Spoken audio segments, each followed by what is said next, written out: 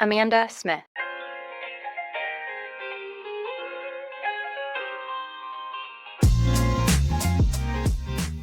Okay, so everybody talks about how trust is really needed in the sales process, right? You have to build rapport. You have to show that you know them, understand them, and that you have a solution that they're looking for, right? So all that's fine and good. You send over the statement of work, you send over the proposal, they sign it, hip, hip, hurrah. Now you have to make sure you deliver on that and that your team delivers on that. And so I bring all this up because we do talk about trust a lot in the sales process, but trust with clients in that transition from sales to delivery is really fragile. And a confident sales process can quickly turn into uncertainty if that trust that was built doesn't carry over to your team who's delivering. So how do you make sure that that doesn't all crumble once they sign the dotted line? I called Mason Cosby to ask him how he's doing it.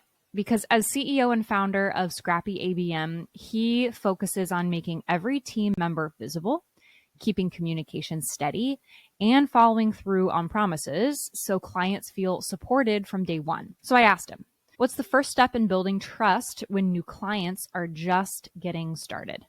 Here's what he said. Your call has been forwarded to an automatic voice message system. At the tone, please record your message. Hey, Amanda, that is a fantastic question. As I think about how do we build trust, there's 3 core things that we can do to build trust with clients as soon as they're kicking off. When clients are just getting started, I want to be super clear, it's not easy to build trust. Hopefully, trust has been built through your marketing program and then also the way in which your sales process was handled. And especially as someone is getting started, that is typically where you see the greatest nosedive in trust. They meet our great sales guy and he walks them through the sales process and then they sign and then they meet their delivery team. And it's like, cool, I got to know this guy and now I'm with a group of somewhat strangers. There's a couple of things that help with that if you're a services business, which is one, pulling your delivery team members and making them heroes publicly, so that they're not strangers when they hop on that first call.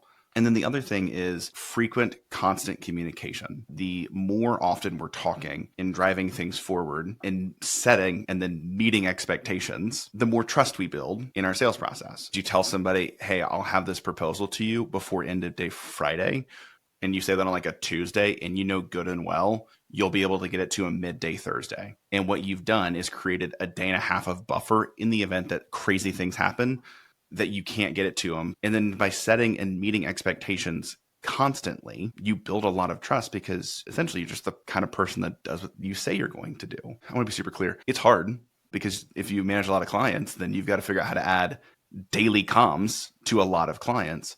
But it's not like we're actually adding new deliverables necessarily, just way more communication. So again, when I think about how to build trust, one, pull your people forward in a sales process or in your marketing program so they're not strangers. 2, make sure there is an intentional thought process for how we transfer trust from one team member to another. So like salesperson be on the kickoff call to make sure that trust is transferred. And then 3rd, set and meet expectations maliciously. Make sure if you say you're going to do something, do it. And if something happens, because you're never going to be perfect, communicate early and often why you're not going to meet the expectation and then reset the expectation. If you do those things, trust is really hard to erode. Amanda, hopefully that was super helpful. If there's any further questions, you can always feel free to reach me on email because you've already got that, or feel free to shoot me a message on LinkedIn. Again, Mason Cosby on LinkedIn, and look forward to seeing any questions you have.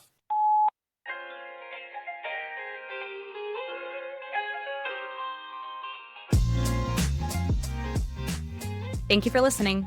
Want your podcast to do more? Subscribe to Genius Cuts because it's never just a podcast.